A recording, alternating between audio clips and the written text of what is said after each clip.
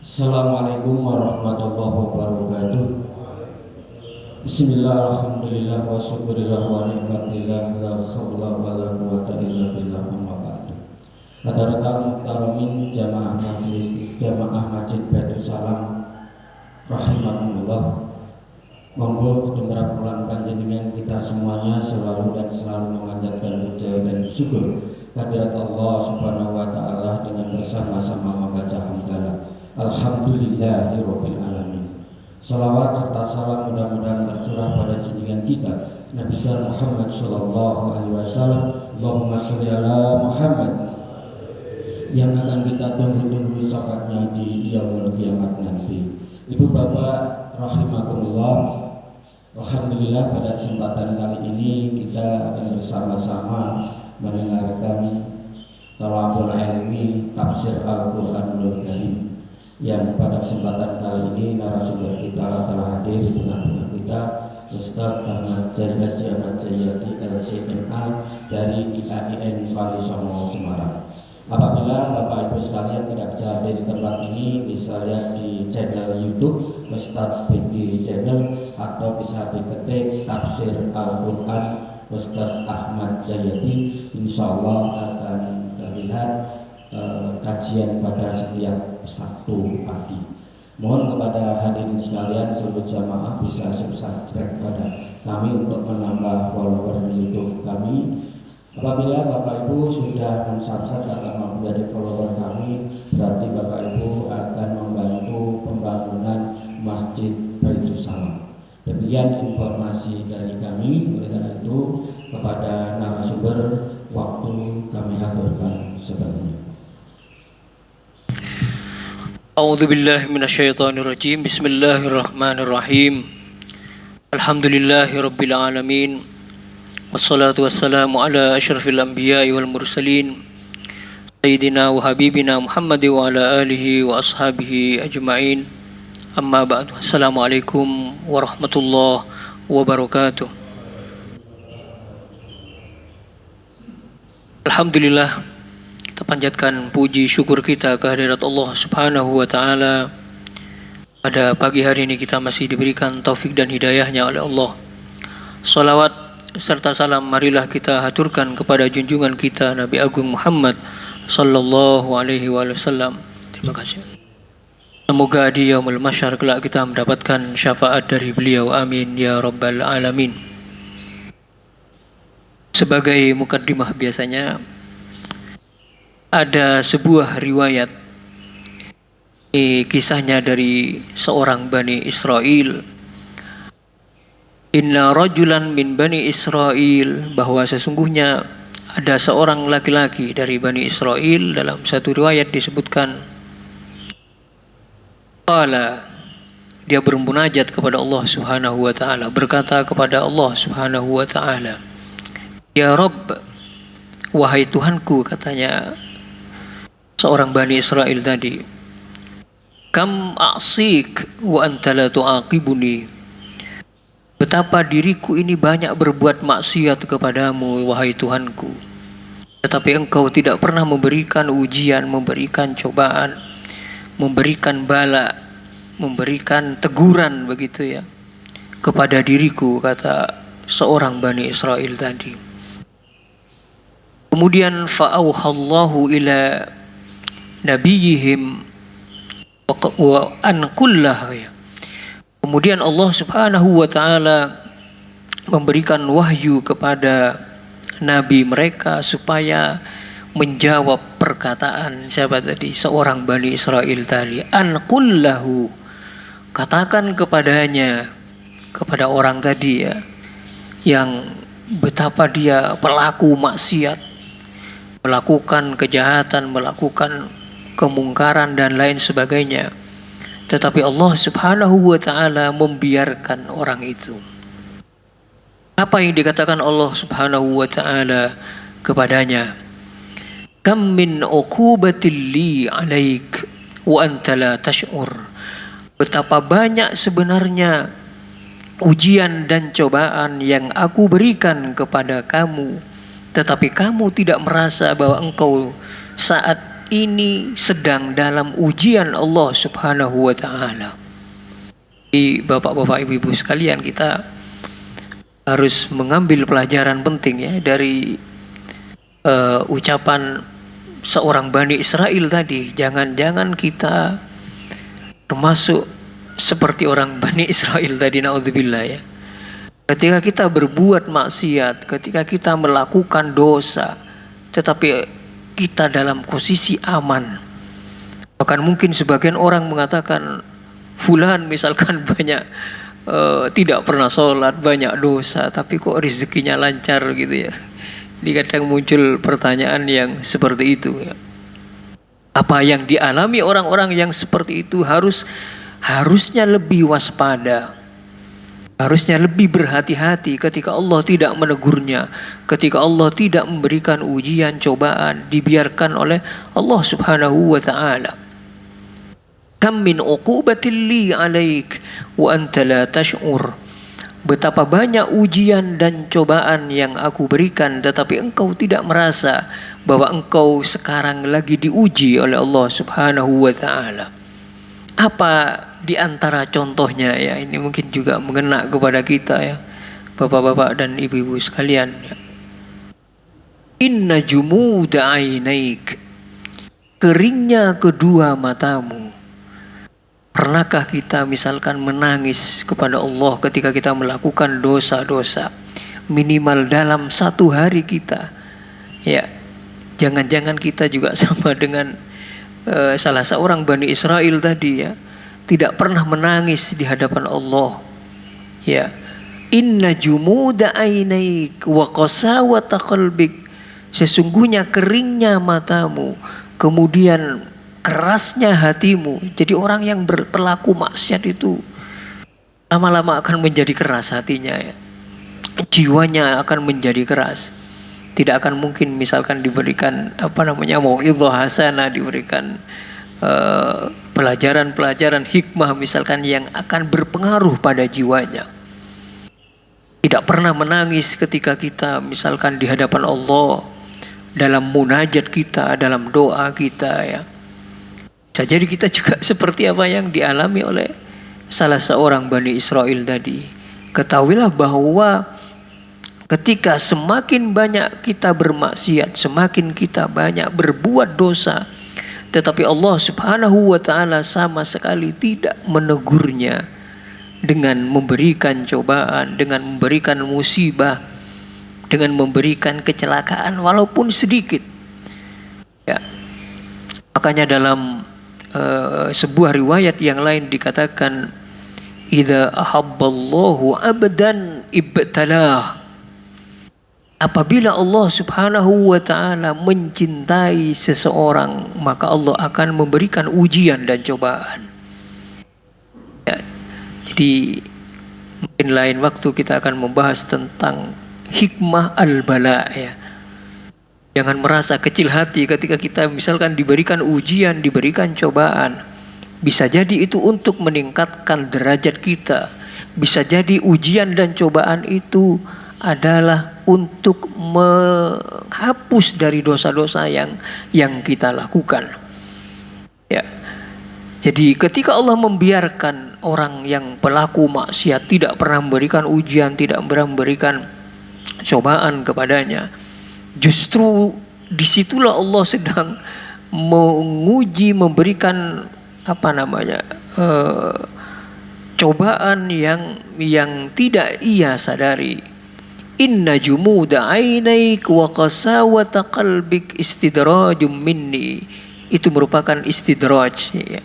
Dalam istilah istidraj itu Allah Subhanahu wa taala tidak langsung menyiksa pelaku maksiat, tetapi Allah mengundurkan pada suatu saatnya nanti Allah akan memberikan azab, tidak hanya di dunia bahkan di akhirat kelak. Na'udzubillah min dzalik.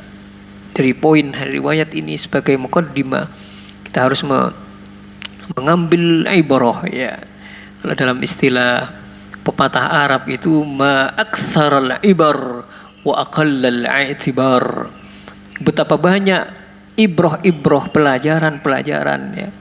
Tetapi sangat sedikit orang yang mengambil dari ibrah tersebut ya. Mudah-mudahan kita tidak termasuk orang-orang yang diuji dengan ujian seperti ini ya. Artinya menyadari kita kalau kita berbuat maksiat langsung bertaubat kepada Allah ya. Langsung mohon ampunan kepada Allah ya atas dosa-dosa yang kita lakukan ya. Jangan sampai kemudian apa yang kita lakukan dari dosa-dosa itu semakin banyak, semakin Allah tidak memberikan ujian, cobaan ya, dibiarkan begitu saja oleh Allah Subhanahu wa taala. Kita kembali kepada kajian tafsir kita, masih disampai tentang bismillah ya, kata ba ya, kemarin kita sampaikan dalam ucapan bi ya, kata bi dalam ucapan bismillah, yaitu dalam hati kita melintaskan perkataan yang pertama adalah kita memulai dengan nama Allah. Ketika kita mengucapkan ya, ini harus betul-betul kita ini bapak-bapak dan ibu-ibu sekalian. Kadang orang hanya membaca bismillah dalam lisan ya, tidak ada lintasan, tidak ada perasaan begitu ya. Ini kurang memberikan efek kalau kita hanya membaca bismillah sekedarnya ya, bismillahirrahmanirrahim, tidak ada lintasan sama sekali dalam benak kita. Makanya ulama itu ketika menafsirkan ucapan bi dengan, kan begitu ya, dengan nama Allah ya. Kalau dilihat dari terjemahan bahasa Indonesia itu ya, atau sebagian dalam terjemahan Al-Quran disebutkan dengan dalam kurung menyebut nama Allah ya. Pada hakikatnya itu harus kita lintaskan dalam pikiran kita. Ucapan bismillah yaitu dengan nama Allah Subhanahu wa taala aku memulai pekerjaan ini. Makanya mufassirin, para ahli tafsir mengatakan bisa itu dalam bentuk fiil, bentuk pekerjaan atau kata perintah. Itu sama saja ya. Jadi bisa jadi kita misalkan aku memulai misalkan meminum air ini dengan nama Allah ya. Kemudian aku kemudian dalam kalau diartikan fiil amr yaitu kata kerja perintah ya. Artinya melintaskan sebutlah nama Allah ketika engkau meminum air teh misalkan begitu ya. Jadi ada dua hal tadi kemarin juga yang saya sampaikan.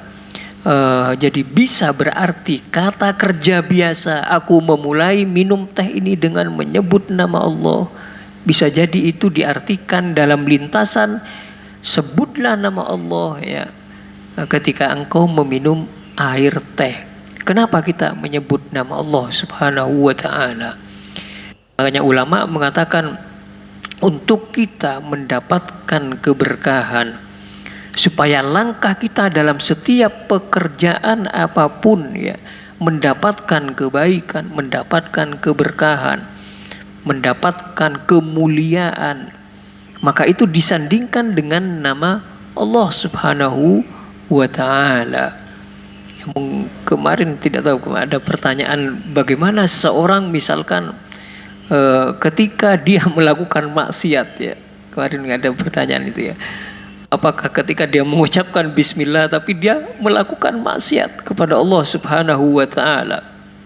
Jelas bahwa tidak mungkin nama Allah yang suci itu bertentangan dengan perilaku yang dia lakukan ya. Misalkan naudzubillah dia melakukan maksiat kepada Allah misalkan begitu ya. Tetapi mengucapkan tadi? Bismillah dengan menyebut nama Allah, jelas tidak akan menyebabkan pelakunya misalkan tidak berdosa ya. Tetap dia berdosa, itu hanya pengalihan. Artinya keimanannya yang perlu dipertanyakan ya. Keimanannya perlu dipertanyakan. Makanya ulama kenapa harus melintaskan dalam pikiran? Itu mungkin pertanyaannya ya. Kemarin saya juga salah menyebutkan bahwa salah satu dari kita melintaskan dalam benak kita. Jadi bukan hanya sekedar bismillahirrahmanirrahim ya, dimaknai gitu ya. supaya ada perasaan bahwa amal yang kita lakukan itu betul-betul bermanfaat, betul-betul baik dan mendapatkan pahala. Sekali lagi ya, hal-hal yang mubah, tahu yang mubah ya, yang dalam istilah fikih ya, artinya ketika melakukan tidak dapat pahala, ketika meninggalkan juga tidak mendapatkan pahala, tidak mendapatkan dosa ya, hal yang mubah ya. Tetapi jika ulama mengatakan jika kita meniatkan hal yang mubah tadi, minum teh ini kan mubah ya, bisa jadi menjadi wajib kalau tidak minum teh misalkan mati kan, itu dalam bab ad-darurah ya, bisa jadi wajib ya. Tetapi minum teh secara asal itu adalah mubah kan begitu ya. Ya, Anda misalkan tidak minum ya juga tidak mendapatkan dosa ya. Melakukan pun tidak mendapatkan pahala kan gitu ya.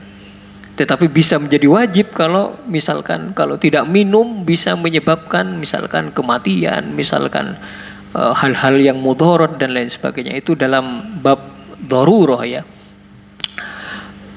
Ketika kita meminum teh misalkan begitu ya, untuk mendapatkan keberkahan secara fisik ya.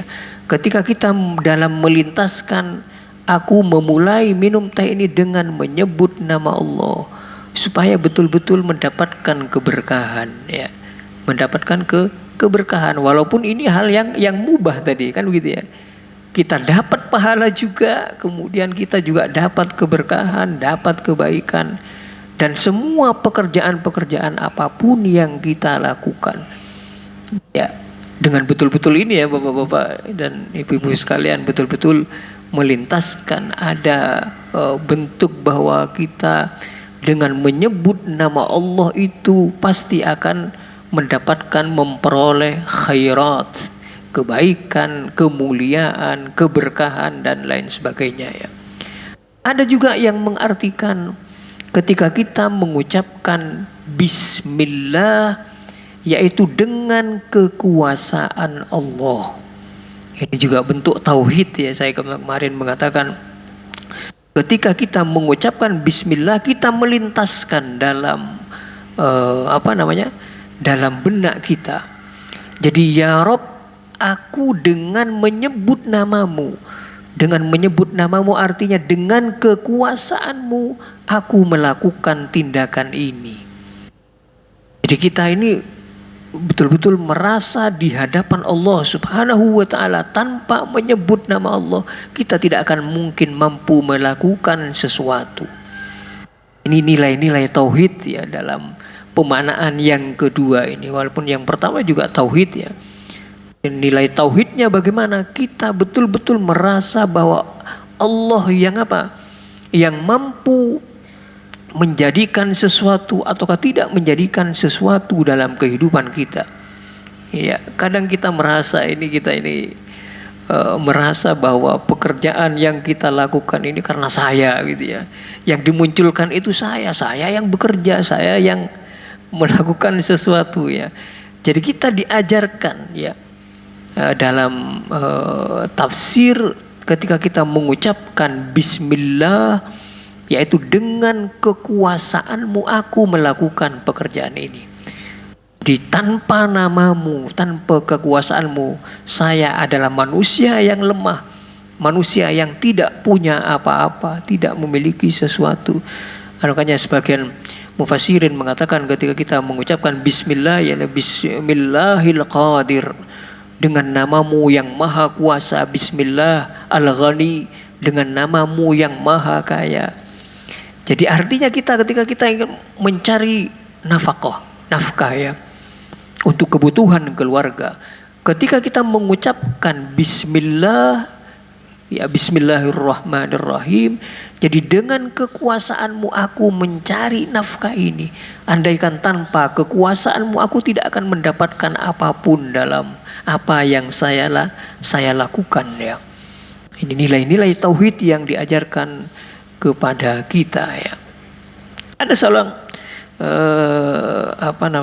sebelum melanjutkan itu, makanya dalam riwayat yang kami bacakan kemarin, ya kullu amrin dzibalin ya la yubda'u bismillah fahuwa ajdam. Sebagian riwayat yang lain mengatakan fahuwa abtar.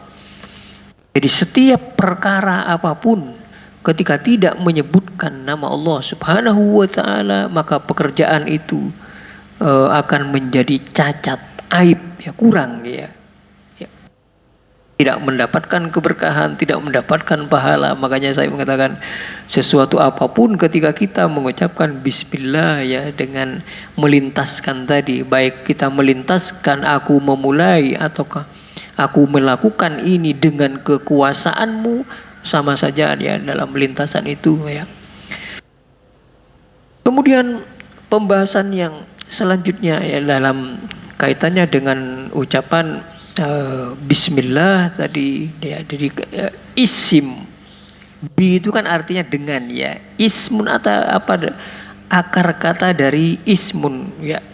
Sebagian mengatakan akar kata dari ismun adalah as-sumu, yaitu yang tinggi. Sumu itu ya, kalau ada papan tulis enak ya di situ sebenarnya, coba posisinya di sana ya. Kalau ada papan tulis itu bisa menyebutkan akar kata ya. As-sumu dalam bahasa Arab itu artinya tinggi ya, dengan artinya tinggi. Sedangkan akar kata kedua, sebagian mufassirin mengatakan kata isim. Isim itu kan nama ya. Kalau dalam pengertian bahasa Arabnya itu akar katanya nama itu dari kata sumu tadi yang memiliki arti tinggi. Kemudian makna yang lainnya memiliki arti asimah, yaitu tanda atau simbol ya. Jadi ketika kita menamakan anak kita ini kan sebagai tanda ya, bahwa fulan ya, misalkan Ahmad ya.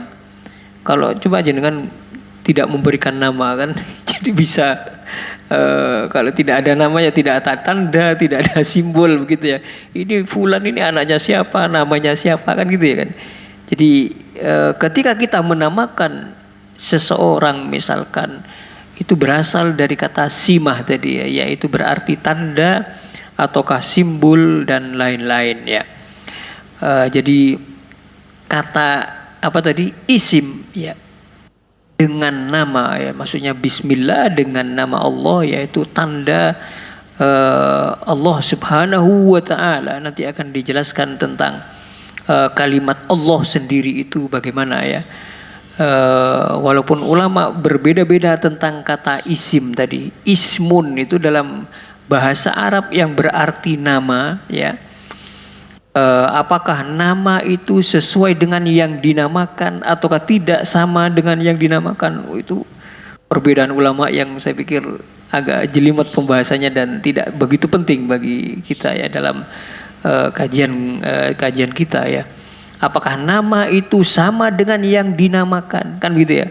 Jadi ada tanda, ada yang ditandai, kan begitu. Misalkan tidak apa-apa sebagai contoh begitu ya, Pak Yuli misalkan ya, Pak Yuli misalkan. Pak Yuli ini adalah nama ya. Yuli kan nama. Nah, yang dinamakan yang mana? Ya fulan misalkan, yang sedang duduk ya. Jadi nama itu apakah sama dengan yang duduk ataukah tidak sama? Itu juga ulama mufassirin berbeda-beda. Ada yang mengartikan sama ya. Jadi nama adalah sama dengan yang dinamakan.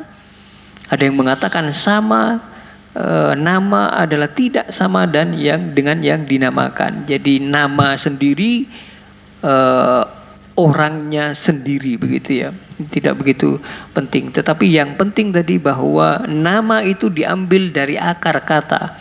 Yang pertama yang bermakna tinggi tadi, kemudian makna yang kedua bermakna tanda atau simbol. Simbol-simbol ya.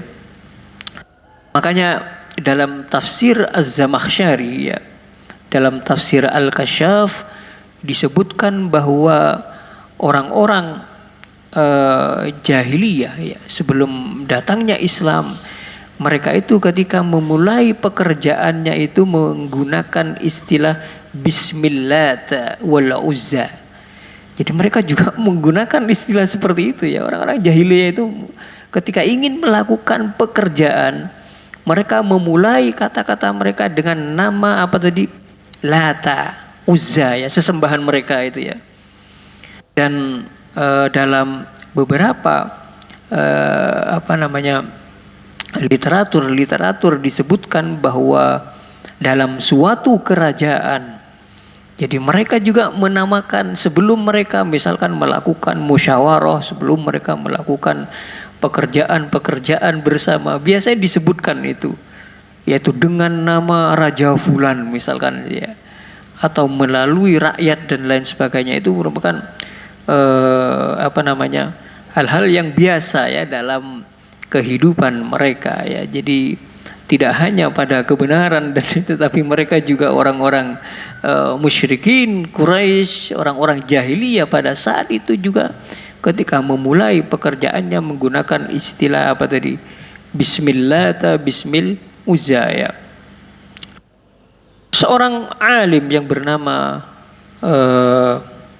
Tahir Ibnu Ashur ya, seorang ulama mufassir dari Tunisia dan merupakan salah satu mufti ya, itu tidak sependapat dengan mereka yang menafsirkan bismi tadi dengan melintaskan apa tadi, aku memulai pekerjaan, dan yang kedua tadi dengan kekuasaan Allah aku melakukan pekerjaan ini. Jadi menurut beliau harus dipisah. Kalau kita menggunakan kata bismi, ada isimnya tadi, ada namanya, berarti kita pada hakikatnya ingin mewarnai pekerjaan itu dengan bentuk islami. Kalau kita menyebutkan dengan apa tadi? Bismi ya, bismillah ya, makanya dalam ayat Al-Alaq disebutkan Iqra bismi rabbik ya kan, Iqra bismi rabbik. Jadi ada perbedaan. Beliau ingin membedakan perbedaan antara bismi dengan langsung tanpa menyebutkan isim. Misalkan billah ya, langsung dengan zat Allah, bukan dengan nama Allah Subhanahu wa taala. Jadi menurut beliau kalau menggunakan isim bismi itu bisa berarti pengertian yang pertama tadi. Apa pengertian pertama? Karena kita ingin keberkahan, karena kita ingin kebaikan, karena kita ingin sesuatu kemuliaan di sisi Allah Subhanahu wa taala. Bisa dipahami ya. Tetapi kata beliau kalau tidak disebutkan ismi, misalnya langsung billah ya, dengan zat Allah aku melakukan pekerjaan ini, tanpa bismi tadi, tidak menggunakan isim ya. Maka apa kata beliau? Beliau mengartikan langsung kita memohon pertolongan dari Allah. Jadi kalau kita ingin pertolongan dari Allah tanpa menyebutkan apa tadi? Isim. Jadi dipahami Bapak-bapak dan Ibu-ibu sekalian. Jadi menurut beliau memisahkan, jadi dengan kekuasaan Allah dan pertolongan Allah tanpa menggunakan isim. Jadi saya ulangi lagi, dari beliau menolak menyatakan pengertian dua tadi ya, lintasan dalam pemikiran dalam benak kita ketika kita mengucapkan bismillah. Jadi beliau memisah antara dengan menggunakan isim ya, kayak kalau ada papan tulisan bisa jelas gitu ya, dengan jadi ada bisa membedakan gitu, tanpa isim atau tanpa nama, langsung mengucapkan billah kan tidak apa-apa sebenarnya kan ya. Jadi menurut beliau langsung billah, misalkan al-qawi yang maha perkasa, billahil qadir ya, dengan Allah. Jadi itu sudah berbeda makna.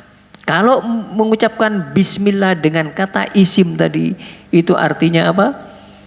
Kita ingin mendapatkan keberkahan, kebaikan ya. Tetapi kalau kita ingin tujuannya supaya kita mendapatkan pertolongan dari Allah langsung begitu ya, maka langsung menggunakan kata billah. Ya. Oke. Itu dari siapa tadi? Dari Syekh Tahir ya Ibn Ashur ya, ulama Tunisia. Jadi membagi tadi ya, membagi dari pandangan pertama dan pandangan yang kedua ya. Makanya dalam dalam sebuah doa ya, salah satu doa misalkan Allahumma bika dalam doanya itu, ini kok tidak kelihatan ya, nusbihu wa bika numsi. Jadi dalam sebuah doa dikatakan ya, ya Allah denganmu, jadi langsung tanpa bismika ya, bika. Jadi ya Allah aku dengan zatmu. Jadi artinya kita memohon langsung kepada Allah ya, pertolongan, syafaat dan lain sebagainya langsung kepada Allah. Wa bika numsi, dan denganmu kami dalam keadaan sore ya, dalam keadaan sore itu memohon kepada Allah kekuatan ya. Berbeda dengan doa yang lain yang selalu kita panjatkan sebelum doa tidur ya, bismikallahumma ahya wa bismika amut ya. Jadi ini tadi juga kaitannya dengan keberkahan dan kaitan dengan bismi tadi juga dengan nama ya. Dari mufassirin yang lain ya, ketika kita mengucapkan bismillahirrahmanirrahim, dalam pernyataan mufassirin yang lain mengatakan bahwa pada hakikatnya kita ingin perbuatan yang kita lakukan itu menjadi kekal di hadapan Allah Subhanahu wa taala. Apa maksudnya ya? Jadi sebagian mufassirin yang lain ketika kita mengucapkan bismillah, yaitu kita ingin pekerjaan yang kita lakukan itu menjadi kekal dengan pahala yang kita peroleh. Makanya kalau kita analogikan dengan perbuatan-perbuatan yang yang ada di masyarakat ya. Kenapa mungkin muncul pertanyaan ini kadang, nama orang itu dijadikan jalan begitu ya, ya kan, dijadikan rumah sakit ya, misalkan rumah sakit Karyadi kan gitu ya. Tujuannya untuk apa di situ? Misalkan jalan Jalan Jenderal Sudirman, jalan fulan ya, ya. Jadi nama yang terpampang di atas itu sebenarnya adalah simbol untuk legendakan, untuk untuk supaya namanya itu betul-betul dikenang, menjadi kekal begitu ya di dunia maksudnya ya, supaya generasi yang berikutnya akan memahami, oh fulan itu jenderal fulan misalkan, ataukah nama fulan begitu ya, dijadikan jalan, dijadikan tempat misalkan rumah sakit atau sekolah ataukah universitas, supaya namanya itu tetap tetap dikenang, tetap menjadi kekal ya. Nah, kata mufassirin yang lain mengatakan ketika kita mengucapkan bismillahirrahmanirrahim, pada hakikatnya kita ingin pekerjaan yang kita lakukan itu betul-betul menjadi menjadi kekal dan menjadi perhatian Allah untuk mendapatkan pahala di sisi Allah Subhanahu wa taala. Ini kedahsyatan luar biasa ya ungkapan bismillah itu, ketika betul-betul kita memaknai sekali lagi ya, insya Allah akan bisa mendapatkan pahala tadi ya, bisa mendapatkan keberkahan, bisa mendapatkan nilai-nilai kebaikan di sisi Allah Subhanahu wa taala. Ya. Itu tadi kaitannya dengan bismillah. Apa manfaat dan faedahnya ya? Dalam pertama faedah pertama ya, mungkin kemarin faedahnya kan sudah saya jelaskan banyak dalam riwayat-riwayat ya, kaitannya dengan fadail, keutamaan mengucapkan bismillah ketika makan, ketika masuk ke kamar mandi dan lain sebagainya. Yang pertama yaitu untuk menutupi aurat dari jin ya. Makanya kemarin salah satu sunnahnya sebelum masuk kamar mandi, yaitu membaca basmalah ya. Supaya apa? Supaya jin itu tidak melihat aurat kita. Syaitan itu tidak bisa melihat aurat kita ya. Dalam riwayat dikatakan satru ma baina a'yunil jinni wa awrati bani Adam. Idza dakhala ahaduhumul khala ay yaqula bismillah. Jadi dalam riwayat ini dikatakan yang menutup antara penglihatan jin dan aurat kita ya, Bani Adam, manusia, apabila salah seorang mereka masuk ke kamar mandi. Makanya kamar mandi itu disebut dengan Baitul Khala ya. Rumah yang apa istilahnya kosong begitu ya. Jadi tidak ada tidak ada keberkahan, tidak ada kebaikan di kamar mandi itu ya. Baitul Khala disebutkan Baitul Khala ya. Idza dakhala ahadumul khala ayyaqul, hendaknya mengucapkan bismillah. Jadi dengan ucapan bismillah itu maka syaitan ya, syayatinul jins tidak akan melihat aurat kita dalam sebuah riwayat. Faedah yang kedua yaitu ini juga sudah saya paparkan pada saat itu ya, ini sebagai kesimpulan dari ucapan basmalah yang sangat penting bapak-bapak dan ibu-ibu sekalian ya. Dalam kaitannya penyembelihan ini juga sudah saya paparkan. Kalau menurut Syafi'i adalah apa hukumnya? Ya masih ingat ya, hukumnya adalah sunnah ya dalam Syafi'i ya. Sementara dalam mazhab yang lainnya syarat dihalalkannya sesembelihan kita adalah ucapan bismillah, maka itu menjadi wajib. Seperti Ahmad bin Hambal, kemudian Imam Malik, kemudian Imam Hanafi dan ulama-ulama yang lainnya ya, mengatakan wajib dalam penyembelihan ya. Kemudian tadi juga sudah saya paparkan dalam uraian bahwa salah satu dari faedah itu adalah kesunahan, supaya kita betul-betul mendapatkan pahala dari Allah Subhanahu wa taala ya. Kita dimohon untuk betul-betul melintaskan bismillah ya, supaya kita mendapatkan pahala kesunahan tadi.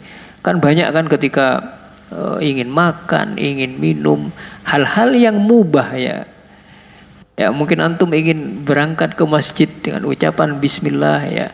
Kemudian ketika mengendarai walaupun ada doa-doa khusus di situ ya, tetap sunnahnya mengucapkan bismillah ya. Bismillah. Seingin bepergian misalkan keluar dari rumah ya. Ya salah satunya mungkin untuk menghindari dari kecelakaan, dari hal-hal yang mungkin muncul pertanyaan ya. Misalkan Ustadz, saya sudah membaca bismillah tapi kenapa kok kecelakaan misalkan ya. Iya. Kenapa tidak dilindungi ya. Jadi dalam alam semesta ini bapak-bapak dan ibu-ibu sekalian, itu tidak terlepas dari hukum apa? Hukum kausalitas. Pasti itu ya. La tabdila li sunnatillah. Jadi tidak ada perubahan dalam sunnatullah ya. Jadi sunnatullahnya itu adalah hukum kausalitas. Bisa jadi kita misalkan sudah betul-betul istilahnya tidak gegabah naik kendaraan ya. Ya ikhtiar kan begitu ya, ikhtiar tidak terlalu ngebut juga tidak terlalu pelan begitu dengan sesuai arahnya. Tetapi ketika orang lain begitu ya, orang lain yang misalkan ceroboh misalkan sehingga menabrak kita, itu karena kecerobohan orang lain, bukan dari kita. Bisa dipahami maksud saya ya. Jadi semua alam ini kan penuh dengan berbagai sebab dan akibat fulan dan lainnya. Tetapi minimal kita dengan ucapan bismillah misalkan ya, kita mengharap keselamatan Allah ya. Misalkan kalau memang sudah takdirnya kita kecelakaan ya bagaimana lagi, karena yang penting kita udah ada ikhtiar dan usaha terakhir, tidak hanya usaha secara pekerjaan, tetapi juga dalam doa tadi ketika kita mengucapkan bismillah. Kemudian yang keempat adalah bentuk zikir ya, termasuk bentuk zikir ketika kita, artinya dalam hal apapun kita selalu mengingat Allah ya. Jadi zikir itu bukan hanya zikrun lisani, walaupun itu sangat penting ya bapak-bapak, ibu-ibu sekalian ya, zikir bismillah ya, selalu mengingat Allah ya, dimanapun dan kapanpun ya. Ini sebenarnya juga kita diajari nilai-nilai tauhid ya. Dari hal yang kecil kita mengucapkan lafaz bismillahirrahmanirrahim. Insya Allah pada pertemuan yang akan datang kita akan mengulas tentang makna Allah dalam ucapan bismillah ya. Ya. Belum sedikit-sedikit kita bahas ya satu kata per kata begitu ya. Insya Allah masih bisa penuh keberkahan ya kalau kita betul-betul niat istiqomah dalam belajar Al-Quran ya. Ya salah satunya untuk mengamalkan Al-Quran itu adalah dengan mempelajari makna-makna kaitannya dengan Al-Quran ya. Kadang mungkin selama ini kita kurang menjiwai membaca Al-Quran ya, kata ungkapan bismillah saja ini bisa jadi berapa bulan saya tidak tahu ya, karena juga karena waktu yang bergantian, kemudian dalam satu bulan cuma 2 kali.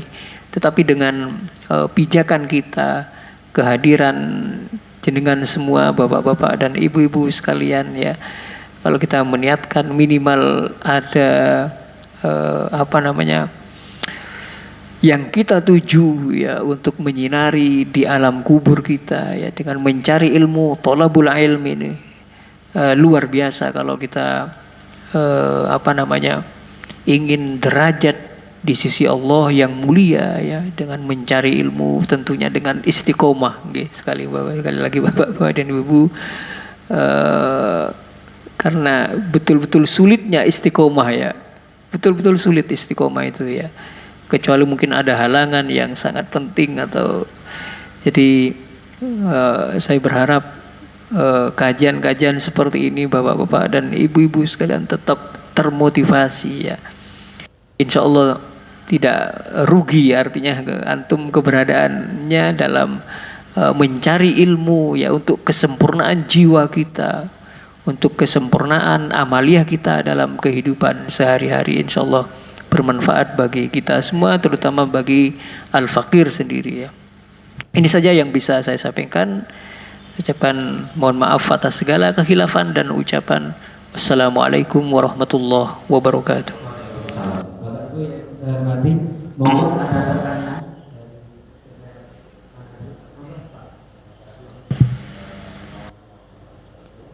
Waalaikumsalam warahmatullahi wabarakatuh.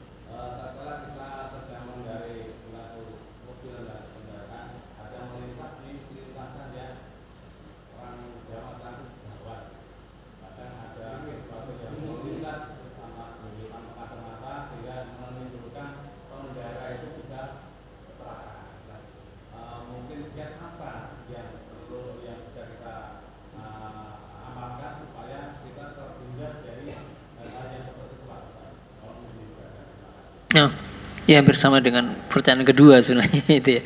Pertanyaan ketiga. Pertanyaan pertama kaitannya dengan ucapan bismillah ya. Tentunya dengan betul-betul dengan keyakinan bahwa apapun ya, kalau kita betul-betul yakin dan melintaskan dengan kekhusyuan ya. Kemudian makanya orang akan bertanya, kok beda ya antara ucapan bismillah misalkan orang-orang yang katakanlah betul-betul dalam dirinya, dalam kesusahan yang betul-betul kita mengharap kepada Allah ya, dengan orang yang hanya biasa begitu ya, dan posisi tidak dalam betul-betul pengharapan ya, itu sangat berbeda ya. Terus artinya keikhlasan, kemudian yang kedua ketakwaan ya. Makanya ucapan bismillah seorang aulia ya, para wali Allah ya, sangat berbeda dengan kita. Kenapa? Karena ucapan yang diucapkan itu betul-betul dari hati dan betul-betul jiwanya bersih, jiwanya mungkin tidak ketika melakukan dosa bertaubat dan lain, artinya betul-betul ada pengharapan begitu ya. Tapi sekali lagi dalam bentuk ikhtiar kita manusia yang mungkin selalu kita pelaku maksiat ya, insya Allah dengan apapun dalam kondisi ya seperti yang disebutkan tadi ya, misalkan anak kita rewel ataukah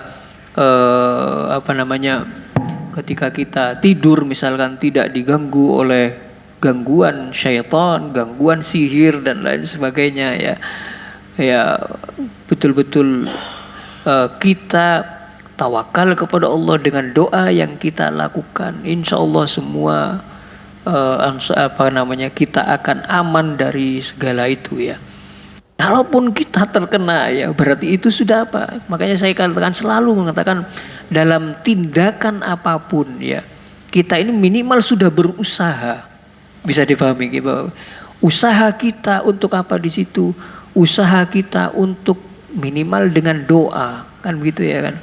Doa yang kita lakukan ya, hasilnya kita serahkan kepada Allah Subhanahu wa taala. Jangan kemudian ketika suatu saat misalkan saya belum berhasil, kemudian bisa jadi itu ada faktor yang lainnya. Saya katakan tadi ya, mungkin ada dosa ataukah apa yang masih menghambat dari ucapan bismillah ketika belum diijabahi oleh Allah ya.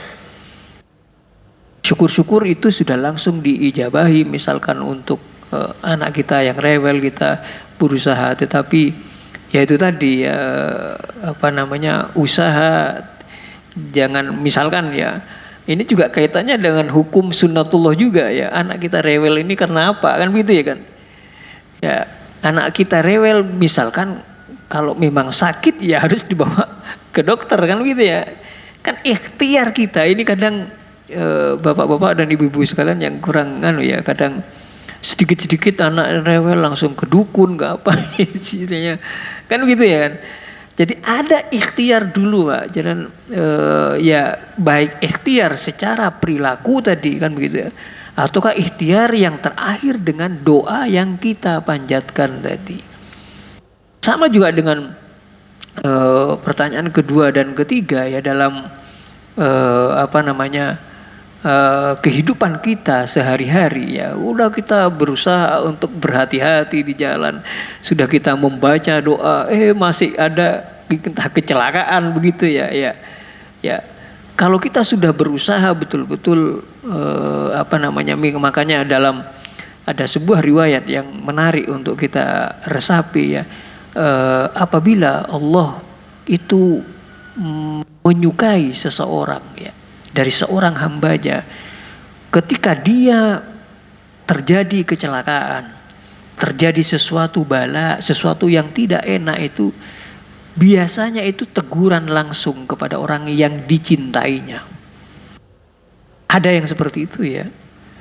Tapi juga ada yang itu sebagai teguran, misalkan kita berbuat maksiat apa kan gitu ya. Contoh yang misalkan antum misalkan tidak melakukan kemaksiatan ya kan, ya orang soleh lah begitu ya, dicintai oleh Allah ya, ketika terjadi kecelakaan ya, bisa jadi mungkin saya melakukan maksiat. Kita harus introspeksi diri begitu ya. Jadi untung masih maksiat kita langsung diberikan tadi ujian dan cobaan, tidak seperti Bani Israel tadi yang saya katakan dari riwayat pertama yang saya bacakan. Itu bisa jadi itu merupakan bentuk dari kecintaan Allah kepada kita. Ataukah misalkan kita berbuat maksiat langsung diberikan kecelakaan begitu ya dia. Jadi selalu kita harus introspeksi diri gitu ya. Jangan kemudian kadang orang lain yang seusil ya. Jadi orang lain ini selalu usilnya fulan, makanya jangan bermusuhan dengan saya. Lihat tuh langsung kecelakaan gitu kan. Kita persepsi kita kan begitu ya. Jadi orang yang kemudian mendapatkan bencana, mendapatkan kecelakaan, kalaupun misalkan begitu ya, misalkan memang dia betul-betul ahli maksiat, minimal diingatkan oleh Allah supaya kembali kepadanya. Makanya dalam surah Al-A'raf ayat 168 Allah berfirman, wa balawnahum bil hasanati was sayyiati la'allahum yarji'un. Ini sebenarnya kalau kita meresapi dari ayat ini ya, dan kami Allah menguji mereka bil hasanat, dengan kebaikan-kebaikan. Jadi jangan merasa kalau antum wah hidupnya enak, rezekinya lancar ya, itu tidak dalam posisi diuji ya, kemudian merasa Allah sayang banget sama aku gitu. Ini kan kita kadang merasa kepedean. Ini banyak yang terjadi pada diri kita nih. Ketika kita banyak nikmat, banyak, jangan-jangan sama seperti Bani Israel tadi ya. Ya, ndak sholat, ndak apa, banyak maksiat, wah rezekinya lancar ya. Kadang orang persepsinya orang awam kan begitu. Wah fulan aja nggak sholat kok, tapi rezekinya lancar, rezekinya banyak, ya kan? Ya, jadi persepsi itu yang harus kita rubah ya. Artinya Allah menguji kita dengan hasanat, wasayyiat, juga menguji kita dengan kejelekan-kejelekan. Supaya la'allahum yarji'un. Ini tujuannya, supaya mereka semuanya baik yang diuji dengan kebaikan, limpahan nikmat, limpahan rezeki. Begitu juga diuji berbagai macam ya. Fulan itu misalkan ya di masyarakat sudah miskin, diuji coba macam-macam ya. Kadang kita langsung persepsi kita ini macam-macam ya kepada orang lain. Naudzubillah min dzalik. Artinya supaya kita ini kembali kepada Allah, bahwa yang diberikan nikmat ya supaya mensyukuri, yang diberikan ujian untuk segera bertaubat kepada Allah Subhanahu wa taala. Ya, kaitannya dengan apakah dia husnul khatimah ya, tentunya kembali kepada amalan-amalan yang dia lakukan ya. Kalau betul-betul amalannya baik, bisa jadi dia juga dalam limpahan rahmat Allah ketika dalam posisi meninggal ya. Tetapi minimal kalau dia betul-betul mengingat Allah tadi kan, salah satu bentuk dari mengingat Allah ketika kemanapun kita berada ya, artinya kita dalam posisi CCTV Allah ya. Paham ya? Jadi kita punya bismillah itu kalau betul-betul meyakini dalam tauhid kita, dalam pekerjaan kita selalu dipantau oleh Allah. Jadi kita mengingat dengan bacaan bismillah tadi ya. Nah, antum, syukran. Baik, untuk pertanyaan satu kali lagi, monggo jamaah. Pak Bambang, monggo.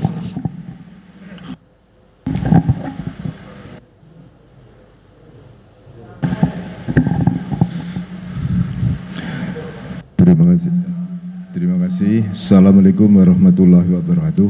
Assalamualaikum warahmatullahi wabarakatuh. Saya akan menanyakan dari apa yang telah disampaikan berkaitan dengan sebuah riwayat ya. Jadi telah disampaikan bahwa ada seorang Bani Israel yang telah melakukan kemaksiatan, telah melakukan kemungkaran, namun mereka itu tidak merasa dirinya itu adalah diuji, padahal ini adalah sebaliknya yang merupakan yang disebut oleh Ustadz tadi adalah sebagai istidrat. Istidrat itu berarti apa, dosa yang terakumulasi yang tertunda mungkin. Nah, betul. Kemudian itu kan di dalam surah Al-Anbiya 35 Allah berfirman kullu nafsin dha'iqatul maut wa nabluukum bil syarri wal khair wa ilaina turja'un, ya. Jadi bahwa setiap yang bernama hidup pasti akan merasakan suatu kematian, dan Allah akan memberikan salah satu ujian, baik itu dengan salah satu keburukan maupun kebaikan, dan akhirnya kembali kepada Allah. Ini yang masih berkaitan dengan riwayat yang saya tanyakan ini, kalau nggak salah dulu pernah disampaikan bahwa ada seorang pelacur yang mereka telah memberikan seteguk air kepada baung atau anjing. Dan mereka akhirnya masuk surga. Ya, di sini kan tidak pernah dijelaskan apakah seorang pelacur ini Islam, Muslim atau tidak, ini ya. Nah, sementara di dalam surah Al-Anisa 48 116 ini berfirman innallaha la yaghfiru asyraka bihi wa yaghfiru ma duna dzalika liman yakhsha. Jadi Allah ini sesungguhnya tidak akan mengampuni dosa syirik, dan Allah mengampuni dosa-dosa selain syirik bagi yang Allah kehendaki. Nah, bagaimana seandainya ada seorang yang non-muslim melakukan kemaksiatan, ya, memperkaya diri dan sebagainya, dan mereka akhirnya terbongkar dari sebuah kejahatan, kemudian mereka tapi tetap non-muslim, apakah nanti hukumannya sama dengan yang sama-sama non-muslim yang tidak terbongkar? Jadi semacam istidrak tadi, yang satu itu adalah terbongkar ketika permasalahannya masih berada di dunia. Ini yang ini. Yang kedua tentang bagaimana hukumnya ketika kita makan di warung makan, tetapi bahwa penyembelihan hewan itu mengucapkan basmalah itu sebuah kewajiban.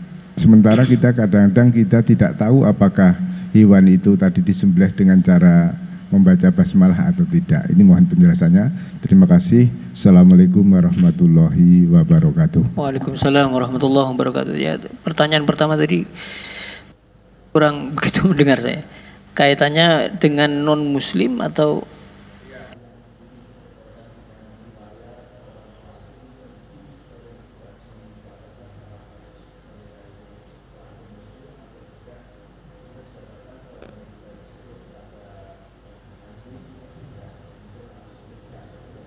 yang jelas kalau kita daftar Al-Quran, wa may yabtaghi ghairal islami dinan falan yuqbala minhu wa huwa fil akhirati minal khasirin. Ya, barang siapa yang mengharapkan selain Islam, ya, sebagai agamanya, maka selamanya tidak akan diterima oleh Allah Subhanahu wa taala, dan di akhirat termasuk orang-orang yang merugi, ya.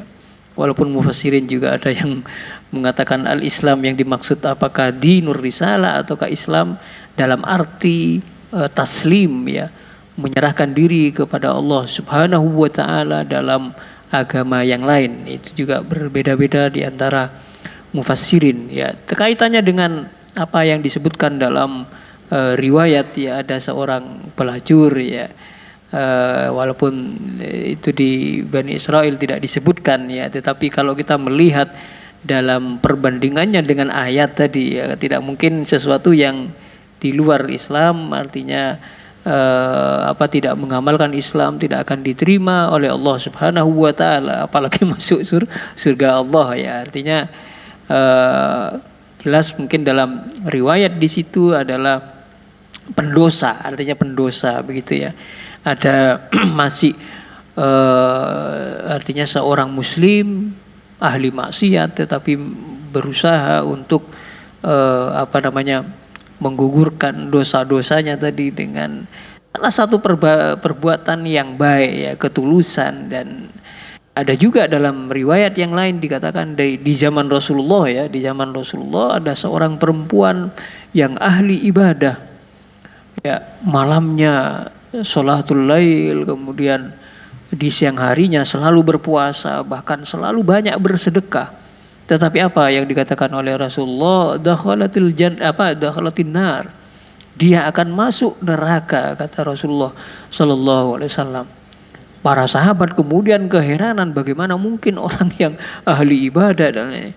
Ini juga kemudian jangan diartikan kemudian orang-orang yang demikian. Tetapi yang ingin disampaikan dalam riwayat ini begitu ya.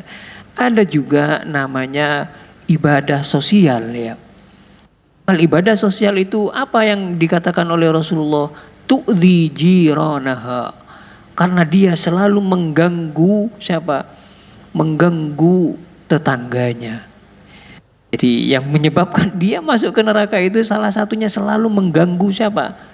Mengganggu tetangganya dengan ucapan, dengan perilaku, dengan jadi nilai-nilai kebaikan yang dilakukannya itu terhapus oleh apa tadi? Terhapus oleh perilaku dia ketika dia menyakiti tetangganya dan ya percuma ya kalau sudah dia, makanya ya penting juga ya nilai-nilai ibadah sosial itu tidak kalah pentingnya dengan ibadah mahdhah. Tetapi bukan menjadi alasan kalau begitu saya cuma baik sama tetangga, ibadah tidak perlu, enggak begitu ya. Artinya kita mengambil ibroh pelajaran begitu ya. Artinya dalam ibadah ritual vertikal kepada Allah juga harus lebih giat ya. Begitu juga ibadah sosial juga harus lebih giat ya. Kemarin juga ada sudah ditanyakan kemarin ya, mungkin jenengan tidak hadir kaitannya dengan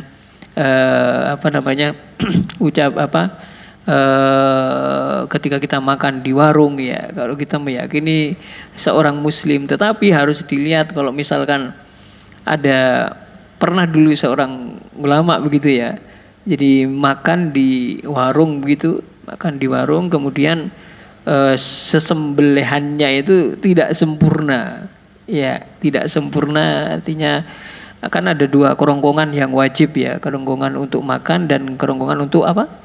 Nafas, itu yang wajib disembelih ya. Mengenai bacaan basmalah tadi sudah saya singgung ya, ini juga kembali ke mazhabnya. Kalau dalam mazhab Syafi'i ya, itu dikatakan sebagai hal yang sunnah ya. Kemudian dalam mazhab yang lain adalah wajib hukumnya ya. Nah, ketika kita meyakini seorang muslim, di situ memang betul seorang muslim ya, kecuali untuk meragu ini orang muslim atau tidak ya. Apakah wajib antum misalkan istilahnya ini membaca basmalah apa enggak jadi makan atau artinya tidak ada tafahus ya, tidak perlu antum menanya ini pakai basmalah enggak bacanya ya. Kalau nyembelihnya di mana ya, itu kan tidak tahu ya kan. Jadi yang penting ada keyakinan, makanya ada istilah dalam usul fikih itu, jadi pasar kaum muslimin itu insya Allah halal jika memang ada hal-hal yang betul-betul haram ya kita hindarkan ya. Tetapi secara umum seperti penyembelihan, karena itu katakanlah di negara-negara muslim ya, yang tidak ada keraguan untuk menyembelihnya secara islami, insya Allah halal tanpa harus menyelidiki, kecuali antum tahu fulan menyembelihnya begitu ya. Bisa dipahami ya maksud saya. Nah. Baik, Bapak Ibu yang saya hormati, dengan demikian kita di penghujung acara pada pagi hari ini, kepada narasumber sebagaimana yang sebesar-besarnya dengan ucapan alhamdulillahirabbil alamin, mari kita tutup bersama pada pagi hari ini dengan doa kafaratul majlis. Bismillahirrahmanirrahim. Subhanakallahumma wa bihamdika asyhadu an la ilaha illa anta astaghfiruka wa atubu ilaik. Allahumma shalli ala Muhammad. Assalamualaikum warahmatullahi wabarakatuh.